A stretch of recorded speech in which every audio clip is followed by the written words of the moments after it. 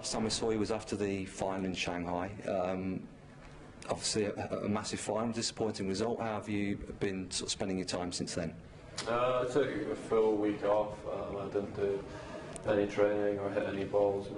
I was sick the whole time I was over in Asia, so I needed to try and get rid of that. So I had to make sure I took a decent amount of time off, and then I just started building up gradually.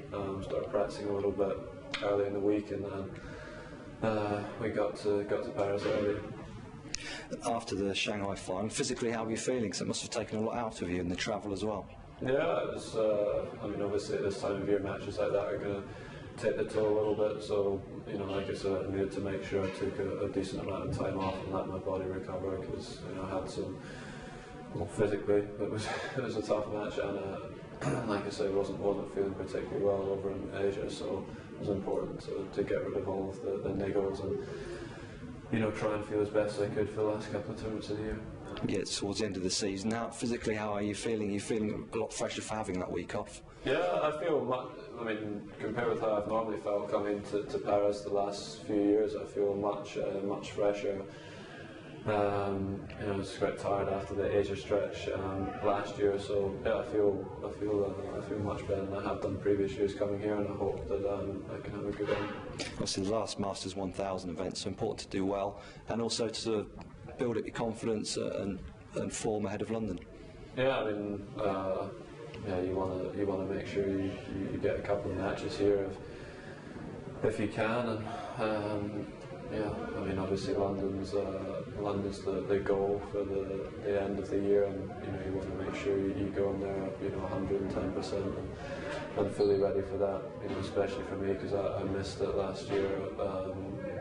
Because I picked up an injury, so I want to make sure that this year I'm 100% ready for that. With the change of calendar, obviously this is back to back with London.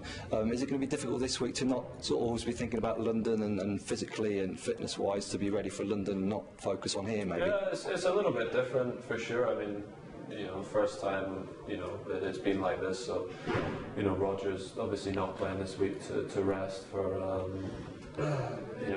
London. But everyone else is here, so it'll be interesting to see how guys perform in London after Paris. But yeah, I mean, it's good to get last two tournaments back to back end of the year. It means we get a little bit longer off, to rest and recover and get ourselves ready for the new year as well. So it'll be interesting to see how it finishes up. Yeah, how important is it to sort of finish the season well in order to sort of build a bit of momentum and confidence for the start of the following season? I don't think it makes too much difference. I mean, last year Novak had an incredible year last year and didn't finish it that well. And still won the Australian Open. Roger had an unbelievable finish to last year. I think he won like the last three events at least.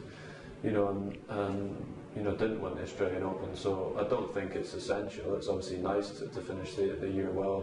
The Tour Finals is a huge event for all of the players, so I would like to perform well there, and it would be a great way to finish the year. Just finally on London, you've had a great year. You won the US Open. Two of your best moments have been at Wimbledon, at the Olympics, and obviously Wimbledon itself. So to go back to London and finish your season, it'll be a great week for you, hopefully, won't it? Yeah, I hope so. And this year I've obviously had some good memories from the tournaments in London, and yeah, I hope it can be a third one. And yeah, like I said, it'd be a nice way to finish the end of a long year. If I could come away with a good run there, it would be nice.